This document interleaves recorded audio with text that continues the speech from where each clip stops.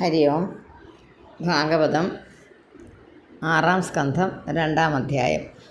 അതിലെ 15-ാമത്തെ ശ്ലോകം മുതൽ വിവരിച്ച് അർത്ഥം പറഞ്ഞു പോകുന്നു. ഹരി ഓം.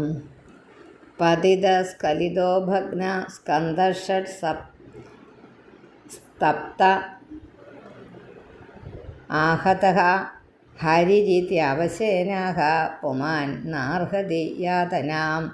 പതിത സ്ഖലിതോ ഭഗ്നഃ സന്ദഷ്ട തപ്ത. വെട്ടിക്കളഞ്ഞത് അതാ സന്ദഷ്ട തപ്ത. അതൊന്നിച്ച് പറഞ്ഞപ്പോഴാണ് സന്ദഷ്ടസ്തപ്ത എന്ന് വന്നത്. വായിക്കാൻ പറ്റുന്നവർ വായിച്ചോളൂ, അല്ലാത്തവർ വെട്ടിക്കളഞ്ഞിട്ട് പതിത സ്ഖലിതോ ഭഗ്നഃ സന്ദഷ്ട തപ്ത തപ്ത ആഹതഃ ഹരിരിത്യവശേനഃ പുമാൻ നാർഹതി യാതനാം. പതിച്ചവൻ എന്ന് വെച്ചാൽ അധപ്പതിച്ചവൻ എന്നുള്ള അർത്ഥത്തിലാണ് പറയുന്നത്. പതിതനായവൻ, ദുഃഖമുള്ളവൻ. എവിടെയാണെങ്കിലും വീഴുന്നവന് ദുഃഖമാണല്ലോ. പതിത എന്ന് പറഞ്ഞാൽ വീണവൻ എന്ന് പറഞ്ഞാൽ ഏതു തരത്തിലും വീണവൻ, താഴെ കിടക്കുന്നവൻ. അതിൻ്റെ അർത്ഥം എന്താ? ദുഃഖിതൻ എന്നുള്ള അർത്ഥത്തിൽ എടുത്താൽ മതി. സ്ഖലിത ഇടറി വീണവൻ എന്ന് വെച്ചാൽ ഒന്ന് ശ്രമിച്ച് നോക്കിയതാണ്, പക്ഷേ വീണു. അങ്ങനെ ഇടറി വീണത്. മറ്റേത് താഴോട്ട് നേരെ പതിക്കുമായിരുന്നു, നേരെ ദുഃഖത്തിലോട്ട് തന്നെ പോകും. മറ്റേത് ദുഃഖവും സുഖവും സമ്മിശ്രമായിട്ടുള്ളതാണ്. ഇടറി വീണത് സ്ഖലിതൻ. പതിത സ്ഖലിതോ ഭഗ്നഃ. ഭഗ്നം എന്ന് പറഞ്ഞാൽ മുറിക്കപ്പെട്ട, മുറിവുണ്ടാക്കിയത്. അതെല്ലാം ദുഃഖത്തിൻ്റെ പര്യായങ്ങളായിട്ട് നമ്മൾ കരുതിയാൽ മതി. സന്ദഷ്ട നമ്മൾ പരീക്ഷത്തിൻ്റെ ഇതിനകത്ത് സർപ്പദംശനമായിരിക്കുന്ന കാര്യം പറയുന്നുണ്ട്. അതിനകത്ത് ആ സന്ദഷ്ട എന്നുള്ള വാക്ക് ഉപയോഗിച്ചിട്ടുണ്ട്. സന്ദഷ്ട കടിക്കപ്പെട്ടവൻ, അതും ദുഃഖത്തിൻ്റെ ഒരു പര്യായമാണ്. തപ്തൻ എന്ന് പറഞ്ഞാൽ തപിച്ചവൻ, താപമുള്ളവൻ. താപം എന്ന് പറഞ്ഞാൽ ദുഃഖം. തപ്തഃ തപ്ത ആഹതഃ. ആഹതം എന്ന് പറഞ്ഞാൽ അടിയേറ്റവൻ. ഇതെല്ലാം എന്താണ്? ഓരോ തരത്തിൽ ദുഃഖം ഏറ്റുവാങ്ങിയവർ. അവശേന അപി, അത് ഒരുപാട് പരവശനായിട്ട് നമ്മൾ ഒരുപാട് കഷ്ടപ്പെട്ട് കഷ്ടപ്പാടുകൾ നിമിത്തമുള്ള പാരവശ്യം ഉണ്ടായവൻ. അവശതപ്പെട്ടവൻ, പരവശപ്പെട്ടവനായ ആഹത അല്ല ഹരിരീത്യ അവശേന അപി. അങ്ങനെയൊക്കെ ഉള്ളതാണെങ്കിലും ഹരിരീത്യ അവശേന ഹരിഹി അതാണ് ഹരിർ എന്ന് വന്നത് ഹരിഹി എന്നാണ്. ഹരിർ ഇത്യവശേനഃ ഇതി ഹരിയെ എന്ന് ഹരിഹി എന്ന് യാതൊരുവൻ പറഞ്ഞോ. ആഹവാത് ആകുലേന്ദ്രിയക. പറഞ്ഞോ, വിളിച്ചോ. സഹ എന്ന് പറഞ്ഞാൽ പുരുഷൻ. അവൾ മറ്റേ സഹ അവൻ. പുരുഷൻ അവൻ യാതനകളെ, നരകത്തിലുള്ള യാതനകളെ, ദുഃഖങ്ങളെ, ബുദ്ധിമുട്ടുകളെ അർഹതി അവൻ അർഹിക്കുന്നില്ല. ഇത് തന്നെ മുമ്പേ പറഞ്ഞത് തന്നെ അർത്ഥം. എന്നോട് വായിക്കാം. പതിത സ്ഖലിതോ ഭഗ്നഃ സന്ദഷ്ട തപ്ത ആഹതഃ ഹരിരിത്യവശേനഃ പുമാൻ അർഹതി യാതന അർഹിക്കുന്നില്ല. ഗുരുണാം ച ലഘൂനാം ച ഗുരുണി ച ലഘൂനി ച പ്രായശ്ചിത്താനി പാപാനാം ജ്ഞാത്വോക്താനി മഹർഷിഭിഃ. ഗുരുണാം ഗുരുക്കൾക്ക്, ഗുരുണി മഹത്തുക്കൾക്കും,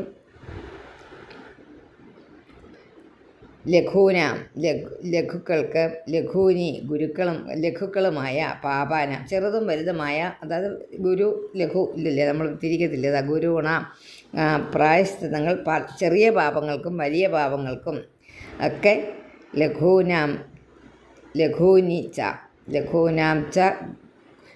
ഗുരുണാം ച ലഘൂനാം ച ഗുരുണി ച ലഘൂനി ച.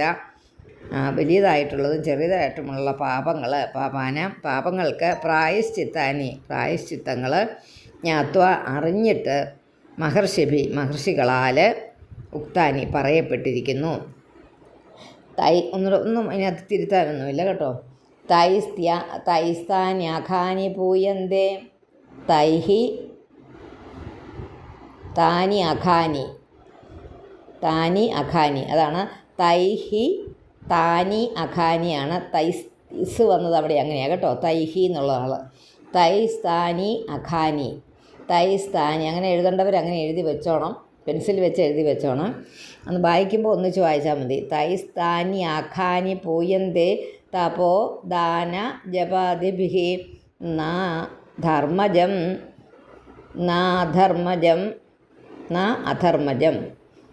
അധർമ്മജം തദ് ഹൃദയം. അധർമ്മജം എന്ന് എഴുതിക്കോടെ കേട്ടോ. അധർമ്മജം തദ് ഹൃദയം എന്നുള്ളത് തദ് ഹൃദയം. തദപി സേവയ അഘ്രി ഈശ അഘ്രി സേവയ അപി തദ് അപി ഈശ അഘ്രി സേവയ എന്നാണ് ആ വാക്കുകൾ. ഒന്നിച്ച് വായിച്ചാൽ മതി.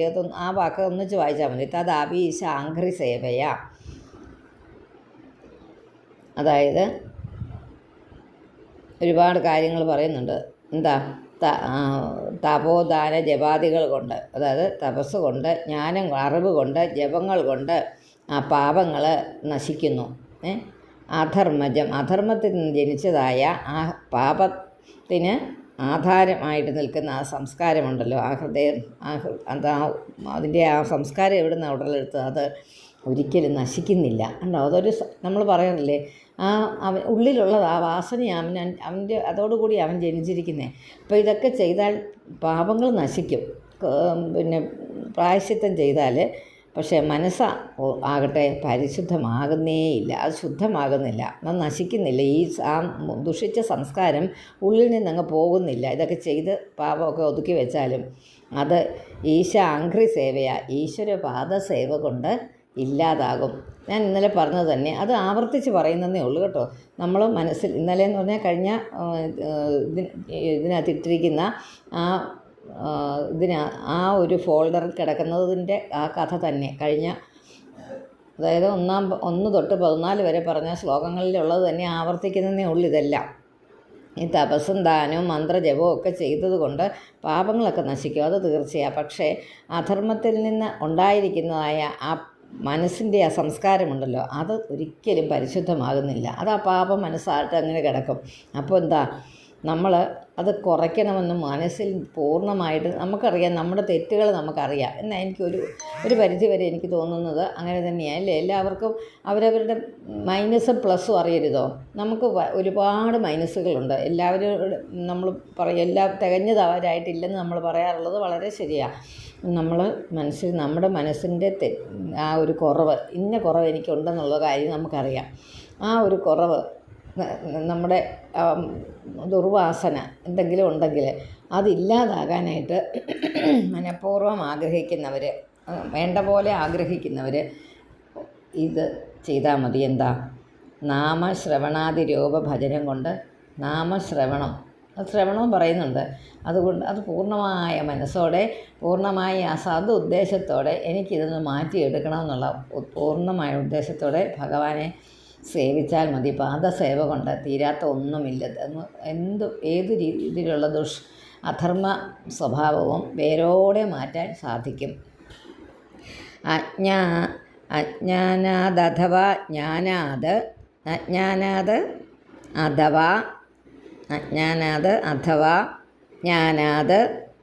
പിന്നെ ഉത്തമ, ജ്ഞാനാത് നാക്കിയിട്ട് വെട്ടിയിട്ട് ഉത്തമ ശ്ലോക നാമയത് സങ്കീർത്തിതം അഖം പുംസോ, സങ്കീർത്തിതം അഖം നാക്കണം കേട്ടോ. സങ്കീർത്തിതം അഖം എന്ന് പറഞ്ഞാൽ അഖം നാകും, പക്ഷെ നിങ്ങൾ മനസ്സിൽ ഇതറിയണം, അഖം പാപം എന്നാണ്. അജാമിളമോക്ഷമായതുകൊണ്ടാണ് ഞാൻ ഇത്രയും വിശദമായിട്ടിത് പറയുന്നത്. സങ്കീർത്തിതം അഖം പുംസോ ദഹേദേധോ യഥാനലഹ, ദഹിപ്പിക്കും. ഏഥഹ വിറക്, യഥാ വിറകിനെ എന്ന പോലെ നശിപ്പിക്കും.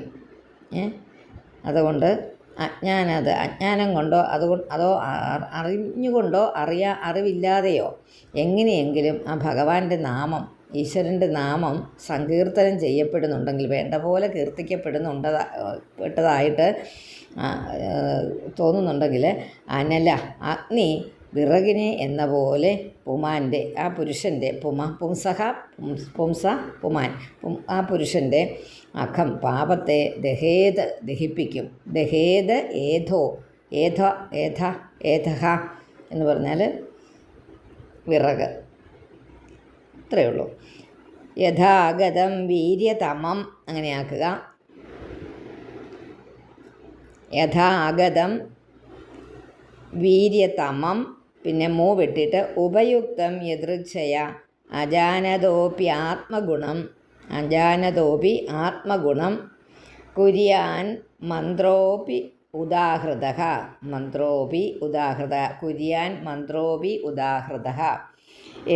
യഥാഗതം വീര്യതമം ഉപയുക്തം യദൃച്ഛയ അജാനതോപി ആത്മഗുണം കുര്യാൻ മന്ത്രോപി ഉദാഹൃത. വീര്യമായിട്ടുള്ള അഗതം ഉണ്ടോ? യഥാഗതമല്ല, അഗതം. അതാണ് യഥായുടെ കൂട്ടത്തിൽ അഗതം എന്ന് പറഞ്ഞപ്പം അഗതം എന്ന് പറഞ്ഞപ്പോൾ യഥാഗതം എന്ന് വന്നത്. അഗതം എന്താ? മരുന്ന്. വീര്യതമം, എത്ര വീര്യമുള്ളത്. എതിർച്ചയ, നമുക്ക് ഒരു മരുന്ന് അറിയാതെ വേറെ എന്തിൻ്റെയെങ്കിലും കൂട്ടത്തിൽ നമ്മൾ കഴിച്ചെന്നിരിക്കട്ടെ. നമ്മൾ ഭക്ഷണത്തിന് കഴിക്കാൻ വിസമ്മതിക്കുന്നവർക്ക് അറിയാതെ നമ്മൾ ഭക്ഷണം കഴിക്കാൻ ഇഷ്ടമാണ്. പനി വന്ന് വളരെ വിഷമിച്ച് കിടക്കുക, മരുന്ന് കഴിക്കാൻ പറഞ്ഞിട്ട് കൂട്ടാക്കുന്നില്ല. അപ്പോൾ എന്ത് ചെയ്യും? ഒരു ഡോളോ പൊടിച്ച് നല്ലതായിട്ട് ഭസ്മം പോലെ പൊടിച്ച് ഈ തണുത്ത അധികം ചൂടില്ലാത്ത കഞ്ഞിക്കകത്തിട്ട് ചുപ്പും കുട്ടിയങ്ങ് തന്നു. അത് ആ കഞ്ഞി കുടിക്കാൻ ഇഷ്ടമാണ്. അതുകൊണ്ട് ഇച്ചിരി നാരങ്ങാക്കറിയോ അല്ലെങ്കിൽ ചുട്ടരച്ച ചമ്മന്തിയും ഒരു പപ്പടവും കൂട്ടി ഈ കഞ്ഞി ഇയാൾ കുടിച്ചു എന്നിരിക്കട്ടെ. അതിൻ്റെ ഉള്ളിൽ അത് ചെന്നില്ലേ? ഇല്ലേ? ഡോളോ ചെന്നു. ഏതായാലും അതുകൊണ്ട് ഈ പനി അങ്ങ് വിട്ടു. അയാൾ അറിഞ്ഞല്ല അത് ചെയ്തത് എന്ന് പറഞ്ഞതുകൊണ്ട് ഔഷധത്തിൻ്റെ വീര്യം ഫലിക്കാതെ വരുമോ എന്നാണ് ചോദിച്ചിരിക്കുന്നത്. അത്രയേ ഉള്ളൂ കേട്ടോ, അതിനകത്തെ ഒഴിത്. അത് ഔഷധം അഗതം, അങ്ങനെ ആ വാക്ക് തന്നെ പറയണം, നിങ്ങൾ ഓർമ്മിക്കും ആ വാക്കിൻ്റെ അർത്ഥമേ. അഗതം ഔഷധം എതിർച്ചയായിട്ടാണേലും ഉള്ളിൽ ചെന്നാൽ അതിൻ്റെ വീര്യം അതിന് ഹീൽ ചെയ്യാനുള്ള കരിക്കാനുള്ള ഒരു പിന്നെ വീര്യമുണ്ടെങ്കിൽ അത് വ്രണം കരിഞ്ഞുകൊള്ളും തന്നെ. നമ്മൾ അറിഞ്ഞുകൊണ്ട് ചെയ്യണമെന്നൊന്നുമില്ല. ഉപയോഗിച്ചതായിട്ട് അറിഞ്ഞില്ലാത്തവൻ്റെ നേർക്കും അത് ഫലിക്കും എന്ന് പറഞ്ഞ പോലെ തന്നെയാണ് ആത്മഗുണം സ്വന്തം ഗുണത്തെ കുര്യാതെ ചെയ്യും. ആ സ്വന്തം ഗുണം എന്താ? മരുന്നിൻ്റെ സ്വന്തം ഗുണം. ആത്മഗുണം എന്താ? ഒരു ഔഷധത്തിൻ്റെ ആത്മഗുണം അതിൻ്റെ ഒരു ഗുണമുണ്ടല്ലേ. പാരസെറ്റമോളിനോ അല്ലെങ്കിൽ ഡോളോയ്ക്കോ ആ ഗുണമുണ്ട്. ആ ഗുണം അത് പ്രകാശിപ്പിക്കും. അപ്പോൾ അത് എവിടെ അത് അറിഞ്ഞാണെങ്കിലും അറിഞ്ഞില്ലെങ്കിലും അതിൻ്റെ ഗുണം അത് കാണിക്കും. അതകത്ത് ചെന്നാൽ എന്തെങ്കിലും ഇതുപോലെ പ്രശ്നങ്ങളുണ്ടെങ്കിൽ അത് മാറും. അതുപോലെ ഉദാഹൃത, അറിയാതെയാണെങ്കിലും പറഞ്ഞാൽ ഉച്ചരിക്കപ്പെട്ട ഉദാഹൃത എന്ന് പറഞ്ഞാൽ ഉച്ചരിക്കപ്പെട്ട മന്ത്രഹ അഭി, മന്ത്രവും അതുപോലെ തന്നെയാണ്. അറിയാതെ പറഞ്ഞതാണെങ്കിലും അത് നമുക്ക് പ്രയോജനം ചെയ്യും. അപ്പോൾ അത് അറിഞ്ഞുകൊണ്ട് ചെയ്യുവാണെങ്കിൽ കുറച്ചുകൂടെ ഇപ്പം നമ്മൾ അറിഞ്ഞുകൊണ്ടാണ് ഡോളോ തിന്നുന്നെങ്കിൽ നമ്മൾ മാനസികമായിട്ട് നമുക്കറിയാം നമ്മൾ ആ ഗുളിക തിന്നിട്ടുണ്ട്. അപ്പോൾ അതിൻ്റെ ഫലത്തെ നമ്മൾ എന്താ ചെയ്യുന്നത്?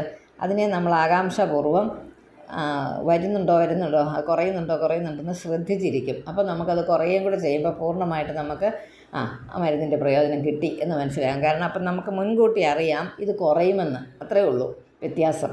ഇതുപോലെ തന്നെയുള്ളൂ ഈ കാര്യത്തിനും. മറ്റേത് അറിയാതെ കുറയും രോഗം, ഇത് അറിഞ്ഞുകൊണ്ട് നമ്മൾ അപ്പം നമുക്കെന്താ? അപ്പോൾ ഇങ്ങനെ ചെയ്യുന്നതിനകത്തൊരു പ്രത്യേകതയുണ്ട്. ഇത് തന്നെ മരുന്നിൻ്റെ കാര്യത്തിൽ അഗതയ്ക്കും പറ്റുന്നത് എന്താ? മരുന്നിന് പറ്റുന്നത് നമ്മുടെ ആത്മവിശ്വാസത്തെ വർദ്ധിപ്പിക്കും.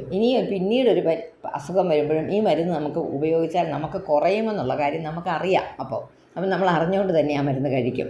ഇതൊരിക്കലും ഇയാൾ അറിയുന്നില്ലെങ്കിലോ അതറിയുന്നേ ഇല്ലാതെ പോകും. പക്ഷേ അറിയുകയാണെങ്കിൽ ഒരു കാര്യം കൂടെ വേറെയുണ്ട്. എന്താണ്? ഇങ്ങനെ ഒരു മരുന്നുണ്ട്, അത് വാങ്ങിച്ച് കഴിച്ചാൽ തൻ്റെ രോഗം കുറയും, തനിക്കുണ്ടായ ഈ അസുഖത്തിനൊരു മരുന്നുണ്ട്, എനിക്കറിയാവുന്നത്, എനിക്ക് പ്രയോജനപ്പെട്ടിട്ടുള്ള ഒന്ന് പ്രയോഗിച്ച് നോക്കുമെന്ന് മറ്റൊരാളോട് പറയും. അതാണ് നമ്മളിവിടെ ചെയ്തുകൊണ്ടിരിക്കുന്നത്. പല ആളുകളും പഠിച്ചപ്പോൾ അവർക്ക് തോന്നി ഇതൊരു പ്രത്യേക ഒരു ഗുണമുണ്ടല്ലോ എന്ന്. അതുകൊണ്ട് എന്ത് ചെയ്തു? അവരത് മറ്റൊരാൾക്ക് അതൊരു സന്തോഷത്തോടെ അയാളുടെ ദുഃഖം കണ്ടിട്ട് സന്തോഷത്തോടു കൂടി പറഞ്ഞു കൊടുത്തു, ഈ ഔഷധം നല്ല പ്രയോജനമുള്ള ഇത് പ്രയോഗിച്ചോ കേട്ടോ, വലിയ വിലയൊന്നുമില്ല, ഇതൊന്നും പ്രയോഗിച്ചോ നോക്ക്, നിങ്ങൾക്ക് പ്രയോജനം കിട്ടുമെന്ന്. അപ്പോൾ അത് അയാൾ കഴിക്കും. അതെങ്ങനെ അങ്ങനെ അത് പലരിൽ എത്തും. പക്ഷെ അറിയാതെ കഴിച്ച ആളിന് അത് എത്തുന്നില്ല, മറ്റൊരാളിൽ അയാൾക്ക് എത്തിക്കാൻ സാധിക്കുന്നില്ല. അത്രയേ ഉള്ളൂ ഇതിനകത്തെ കാര്യം. അപ്പോൾ ഇതറിഞ്ഞ ആളിന് എനിക്ക് മനസ്സിലായി, ഞാൻ എൻ്റെ കാര്യമാണ് പറയുന്നത്, എനിക്ക് മനസ്സിലായി ഇതുകൊണ്ട് ചെറിയ പ്രയോജനം ഉണ്ടെന്ന്. കാരണം എൻ്റെ അനുഭവത്തിൽ നിന്ന്.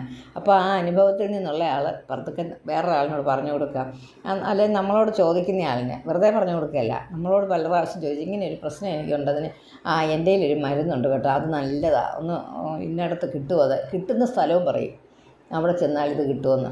അപ്പോൾ അതാ നമ്മളിപ്പോൾ നടത്തിക്കൊണ്ടിരിക്കുന്നത് ഈ കാര്യങ്ങൾ. അത് ആർക്കെങ്കിലും എത്തുന്നുണ്ടെങ്കിൽ എത്തിക്കോട്ടെ എന്നോർത്ത് തന്നെ നമ്മളിത് പറയുന്നു. ആ ഒരു ഔഷധം, ഈ നാമോച്ചാരണത്തിൻ്റെ മാഹാത്മ്യം വളരെയധികം ഞാൻ മനസ്സിലാക്കിയിട്ടുള്ളതാണ്, ശരിക്കും മനസ്സിലായിട്ടുള്ളതാണ്. അത് ഇപ്പോഴും തുടർന്നു പോകുന്നുണ്ട്. അതിൻ്റെ ഒരു ഗുണം മഹിമ അറിയാത്തവർക്ക് എന്തെങ്കിലും പറ്റുമോ? എനിക്കും ചില കാര്യങ്ങളൊക്കെ ചെറിയൊരു പ്രശ്നം, എനിക്കൊരു ഇച്ചിരിയും കൂടെ ഒരു പോരായ്മ തോന്നുന്നുണ്ട് പല കാര്യത്തിലും. അപ്പോൾ അതും കൂടി ഉണ്ടായിരുന്നെങ്കിലും തോന്നുന്നുണ്ട് എന്ന് പറയുന്ന ആൾക്കാർക്ക് പറഞ്ഞു കൊടുക്കുക. വെറുതെ പറഞ്ഞു കൊടുത്തിട്ട് കാര്യമില്ല, കാരണം അവർ വാങ്ങിക്കാനൊന്നും പോകണില്ല ഈ മരുന്ന് എന്നേ, കാരണം അവർക്ക് വിശ്വാസമില്ല മരുന്നില്ല. അപ്പം നമ്മളങ്ങനെ പറയരുത്. അതിന് കുറയണമെന്ന് ആഗ്രഹവുമില്ല, രോഗം കുറയണമെന്ന് വലിയ ആഗ്രഹമില്ല, ഇതിങ്ങനെ പോട്ടെ എന്ന് വിചാരിക്കുന്നവർക്ക് ഇത് പറഞ്ഞു കൊടുക്കേണ്ട ആവശ്യമില്ല. പക്ഷെ ചോദിക്കുന്നവർക്ക് ആത്മാർത്ഥമായിട്ട് ആഗ്രഹമുണ്ട്, ഇതൊന്ന് കുറഞ്ഞ് കിട്ടിയാൽ എൻ്റെ ഒരുപാട് പ്രശ്നങ്ങൾ തീരുമെന്ന്. അപ്പോൾ ആ ആളിനോട് ഈ മരുന്ന് പറഞ്ഞു കൊടുക്കുക. അപ്പം നമ്മൾ പറഞ്ഞു തരുന്ന ഇതാണ്. അതുകൊണ്ട് നിങ്ങൾ നാമോച്ചാരണം വിടാതെ തുടർന്നുകൊള്ളുക. നമ്മുടെ മനസ്സിൽ എപ്പോഴും നാരായണ ഇങ്ങനെ കിടക്കട്ടെ.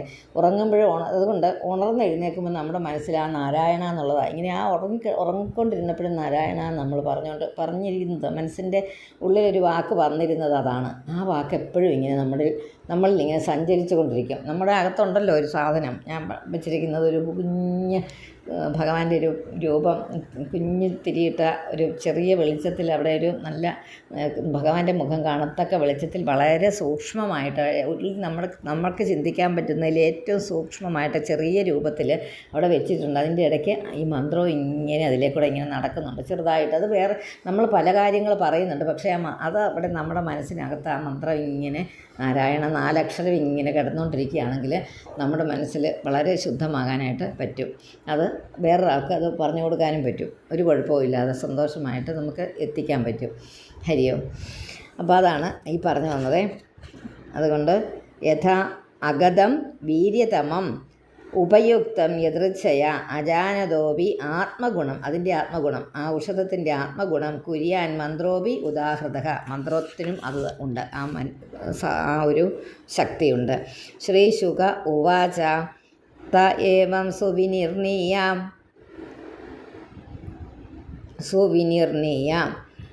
ധർമ്മം ഭാഗവതം നൃപ തം യാമ്യപാശാൻ നിർമുച്യ, യാമ്യപാശാത് കേട്ടോ, യമപാശം എന്നാണ്. യാമ്യപാശാത് നിർമുച്യ തം യാമ്യപാശാത് നിർമുച്യ, അവിടെ നിർത്തണം. വിപ്രം മൃത്യോർ അമോമുചൻ, മൃത്യോഹോ അമോമുചൻ, മൃത്യുവിൽ നിന്ന് അമോമുചൻ മോചിതനായി, അമോമുചൻ മോചിക്കപ്പെട്ടവനായി, മോചിപ്പിച്ചു. വിഷ്ണുദൂതന്മാരായ അവർ ഈ ഭഗവൻ്റെ നാമസങ്കീർത്തനത്തിൻ്റെ മാഹാത്മ്യം വളരെ യുക്തിപൂർവം ഇത് മനസ്സിലാക്കി കൊടുത്തിട്ട്, അല്ലയോ പരീക്ഷിത്തെ, ആ ബ്രാഹ്മണനെ, ആ അജാമിളനെ യമഭടന്മാരുടെ ആ പാശത്തിൽ നിന്ന്, അതായത് മരണത്തിൽ നിന്ന്, യമപാശം എന്ന് പറഞ്ഞാൽ മരണമാണ്, ആ പാശത്തിൽ നിന്ന് മോചിപ്പിച്ചു. ത ഏവം സുവിനിർണീയ ഇപ്രകാരം വ്യക്തമായി തീരുമാനിച്ചിട്ട് നിർണയിച്ചിട്ട്, നൃപ കണ്ടോ, നൃപ എന്ന് വിളിക്കുന്നുണ്ട്. ശുകം പറയുന്നത് പരീക്ഷത്തിനോടാണ് നൃപ എന്ന് വിളിച്ചിരിക്കുന്നത്. കണ്ടോ, യഥാ ഏവം സുവിനിർണീയ ധർമ്മം ഭാഗവതം നൃപ, ധർമ്മം ഭാഗവതം നൃപ, ഭാഗവത ധർമ്മം, ഭഗവാന്റെ ധർമ്മം, ഭാഗവത ധർമ്മം എന്ന് പറഞ്ഞാൽ ഭാഗവത നാമധേയത്തെ സംബന്ധിച്ചതായ ആ ധർമ്മത്തെ, ഭാഗവത ധർമ്മം ഭഗവാനെ സംബന്ധിച്ചതായ ധർമ്മത്തെ വ്യക്തമായി നിർണയിച്ചിട്ട്, നല്ലയോ രാജാവേ, ആ ബ്രാഹ്മണനെ വിപ്രം ബ്രാഹ്മണനെ നിർണയിച്ചിട്ട് വിപ്രം ആ ബ്രാഹ്മണനെ യാമ്യപാശാത് യമൻ്റെ ഭടന്മാരുടെ പാശത്തിൽ നിന്ന് മോചിപ്പിച്ചിട്ട് എന്തു ചെയ്തു? മൃത്യുവിൽ നിന്നും മോചിപ്പിച്ചു. പാശത്തിൽ നിന്നും മോചിപ്പിച്ചെടുത്തിട്ട് മൃത്യുവിൽ നിന്നും മോചിപ്പിച്ചു. 2 മോചനങ്ങളുണ്ടത്, അത്രയേ ഉള്ളൂ. അത് ആ ഭാഗത്ത് പറയാൻ. 21 ഇതി പ്രത്യുദിതായാമ്യ ദൂതായാത്വാ യമാന്തികെ യമരാജ്ഞേ യഥാ സർവം പിന്നെ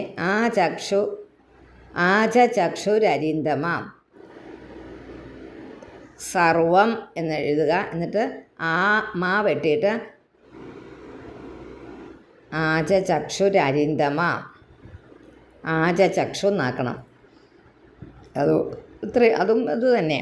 ഇങ്ങനെയൊക്കെ പറയപ്പെട്ടിട്ട് യമദൂതന്മാർ യമൻ്റെ സമീപത്തിൽ ചെന്നിട്ട് അരിന്തമ, അല്ലയോ ശത്രുവിനെ ഇല്ലാതാക്കുന്നവന്,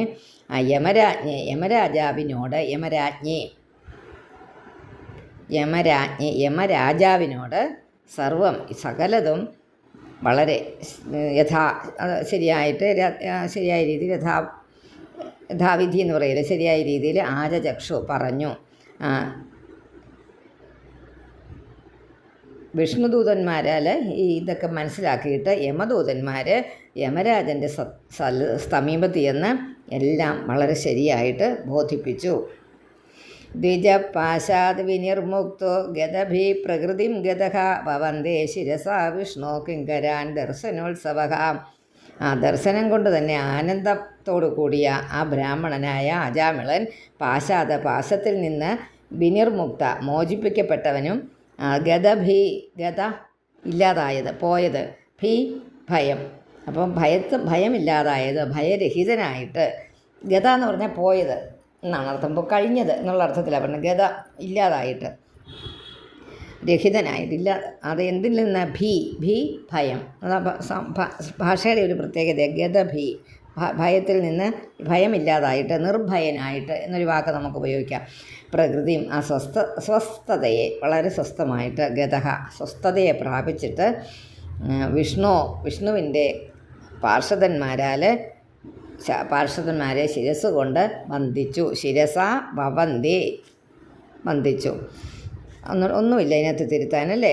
ദ്വിജ പാശാത് വിനിർമുക്തോ, അതങ്ങനെ ദ്വി എന്നുള്ളത് പാശാത് ബി എന്നാക്കിയാൽ ഭംഗിയുണ്ട് വായിക്കുമ്പോൾ.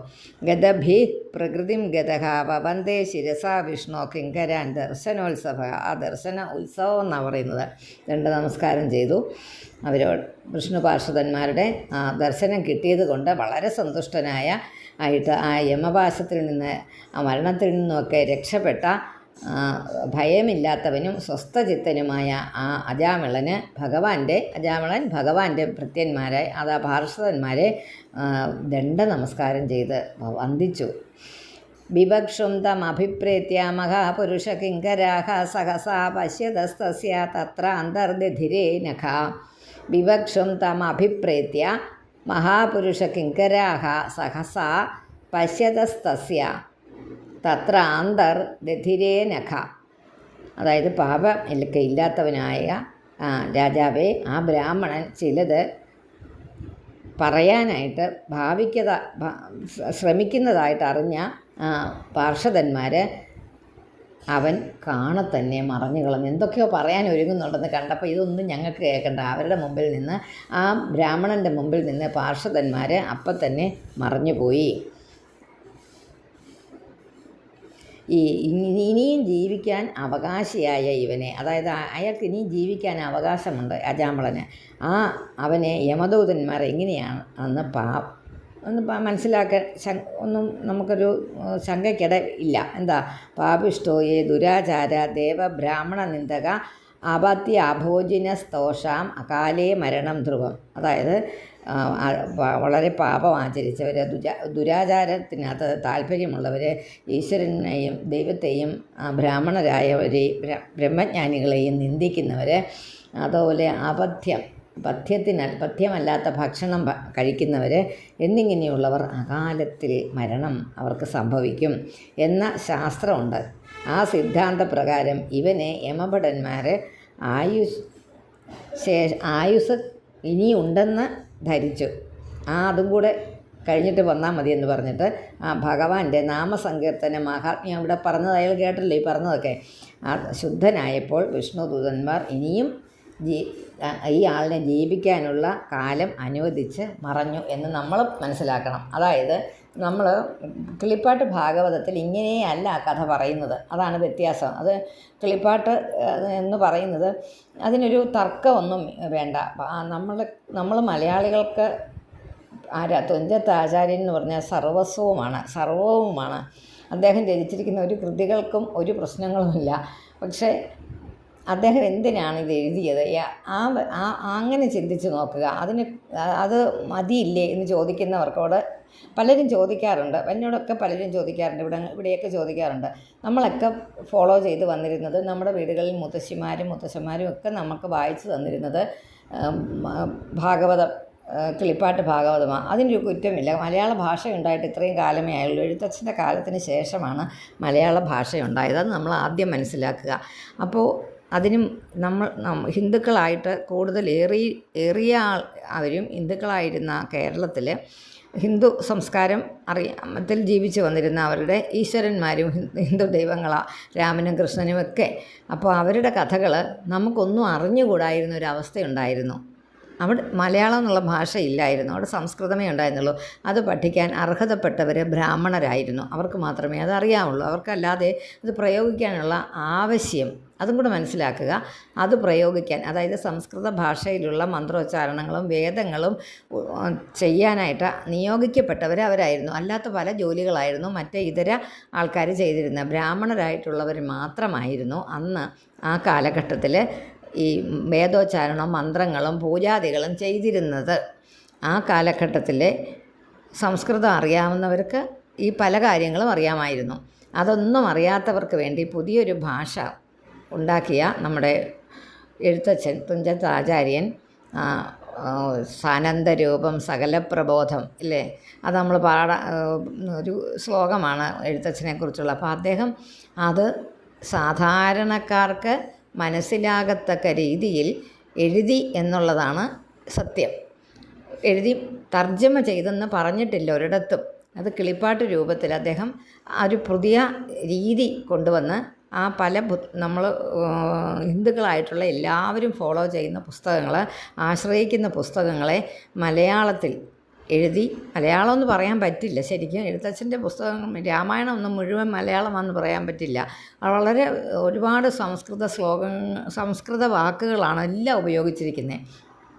അതിൽ വളരെ ലളിതമായിട്ട്, പക്ഷേ അത് നമുക്ക് മനസ്സിലാകത്തക്ക ഒരു ഭാഷാ രീതിയിൽ അത് ചമച്ചു. ആ കവിയുടെ ആ ഒരു കഴിവാണ് അവിടെ ഉണ്ടാകുന്നത്. അതും നമ്മളെപ്പോലെയുള്ള അതിനകത്ത് എഴുതി വെച്ചിട്ടുമുണ്ട് സ്ത്രീ ശൂദ്രാദികൾക്ക് എന്ന് വേണ്ടി. അവരെ ഇത് പഠിക്കാൻ അനർഹരായിട്ടുള്ള കുറേ വിഭാഗങ്ങൾ ഉണ്ടായിരുന്നു. അതൊക്കെ നമ്മളിപ്പോൾ അത് വലിയ ഒട്ടിഘോഷിച്ചത് തെറ്റാണെന്ന്, അന്നത്തെ കാലഘട്ടത്തിൽ അതൊരു തെറ്റല്ലായിരുന്നു. അങ്ങനെയായിരുന്നു ഇതിൻ്റെ രീതി. കാരണം ഇവർക്കിത് പഠിക്കാൻ ആഗ്രഹമില്ലായിരുന്നു, അതൊരു കാര്യമാണ്. അതുകൊണ്ട് നിർബന്ധിച്ച് ഇത് പഠിപ്പിക്കരുതെന്ന് പറഞ്ഞിട്ടുമുണ്ട്. അങ്ങനെ ഒരു കാര്യമുണ്ട് ഇതിൽ. അപ്പം നിശ്ചിതമായി ഈ ജാതി വ്യവസ്ഥയെ പഴിക്കുന്നവർ ഓർക്കണം.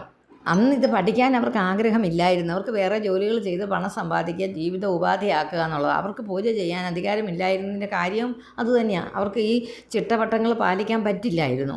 അപ്പോൾ അവരെ നമ്മൾ പൂർണ്ണമായിട്ട് കുറ്റം പറയും. നമ്മളൊക്കെ വിഭാഗത്തിൽപ്പെട്ടവർ, നമ്മളെല്ലാവരും. നമ്മളുടെ കൂടെ ഇപ്പോൾ നമ്മുടെ അന്തർജനം മാത്രമേ ഉള്ളൂ. ഇവിടുത്തെ ആ തരമ്പ് മാത്രമേ നമ്മുടെ കൂടെ ഉണ്ടായിരുന്നു. ഒരാളെ നമ്മുടെ ഗ്രൂപ്പിൽ പോലുമുള്ളൂ, അല്ലാത്തവരാരും ഇല്ല. അപ്പോൾ നമുക്ക് ധൈര്യമായിട്ട് അത് ശരിയാണെന്ന് പറയുന്നതിൽ എനിക്കൊരു മടിയില്ല കേട്ടോ. കാരണം ഞാൻ പഠിച്ച വിഷയം ഹിസ്റ്ററിയാണ്, ചരിത്രമാണ്. ചരിത്രത്തിൽ അങ്ങനെ തന്നെയാണ് പറഞ്ഞിരിക്കുന്നതും. അപ്പോൾ വർഷങ്ങൾക്ക് മുമ്പ് ആരെങ്കിലും എഴുതിയതായിരിക്കുമല്ലോ ചരിത്രങ്ങളൊക്കെ. അപ്പോൾ അതിൽ വ്യക്തമായിട്ട് പറഞ്ഞിട്ടുണ്ട്. ഇതിനൊരു ക്ലാരിറ്റി വരാൻ വേണ്ടിയിട്ട് മാത്രം പറയുന്നത് കേട്ടോ. അപ്പോൾ അങ്ങനെ ബ്രാഹ്മണരാണ് പൂജ ചെയ്തുകൊണ്ടിരുന്നത്. അവർക്കൊക്കെ നിശ്ചിതമായ രീതികളുണ്ട്, ഭക്ഷണക്രമമുണ്ട്, അതുപോലെ തന്നെ പിന്നെ ഇന്നതൊക്കെ അറിഞ്ഞിരിക്കണമെന്നുണ്ട്. അപ്പോൾ ഇന്ന രീതികളിൽ അവർ ജീവിക്കണമെന്നുണ്ട്. അപ്പോൾ ആ ഒരു ജീവിത രീതി അസാധ്യമായിരുന്ന മറ്റുള്ള വിഭാഗക്കാർ വേറുള്ള ജോലികളിൽ ഏർപ്പെട്ട് അവരത് പണം സമ്പാദിച്ച് അവർ അങ്ങനെയായി. അത് കഴിഞ്ഞ് കാലഘട്ടം മാറിയപ്പോൾ അവരും പഠിക്കണം എന്ന് തോന്നി. ആ ഒരു കാര്യം നിങ്ങളെന്നല്ല എല്ലാ മനുഷ്യരും ഇതിനെ വിമർശിക്കുന്ന എല്ലാവരും അത് വിട്ടുകളയുന്നു. പഠിക്കണമെന്ന് തോന്നുന്നില്ലായിരുന്നു അതിന് മുമ്പ്. എങ്ങനെയെങ്കിലും കായിക അധ്വാനം ചെയ്ത് ജീവിതമാർഗ്ഗം ഉണ്ടാക്കണം എന്നേ ഉണ്ടായിരുന്നുള്ളൂ. അതിന് വേണ്ട ഒരു കുറേ പേര് വേണമല്ലോ. അതിനും കാർഷിക വൃത്തിയായിരുന്നു നമ്മുടെ ഇപ്പോഴല്ലേ വേറെയൊക്കെ വന്നത്. അപ്പോൾ കാർഷിക വൃത്തി ചെയ്യാൻ ആര് വേണം? അപ്പോൾ പൂജാതി കാര്യങ്ങൾ മറ്റവർ ചെയ്തെന്നേ ഉള്ളൂ. അല്ലാതെ അതിനകത്ത് ഏറ്റക്കുറച്ചിൽ ഭഗവാൻ തന്നെ ഭഗവത്ഗീതയെ പറഞ്ഞിട്ടുണ്ട്, ചാതുർവർണ്ണ്യം മയാ സൃഷ്ടം. ഞാൻ തന്നെയാണ് ചാതുർവർണ്ണ്യം ഉണ്ടാക്കിയത്, അല്ലെങ്കിൽ ഇത് നിലനിന്ന് പോകത്തില്ല. അപ്പോൾ ഏറ്റവും താഴെയുള്ള പിന്നെ ശൂദ്രന്മാരാണ് ഇതിനെ താങ്ങി നിർത്തിയിരുന്നത്. അവർ കാലുകളാണെന്നാണ് പറഞ്ഞത്. ഈ വലിയൊരു വ്യവസ്ഥയെ താങ്ങി നിർത്തിയിരുന്നത് അവരെല്ലാം ഇതിനകത്തൊന്ന് പിന്മാറിയാൽ ഇതെല്ലാം കൂടെ താഴെ പോകും. ഈ വർണ്ണവ്യവസ്ഥകളെല്ലാം താഴെ വീഴും.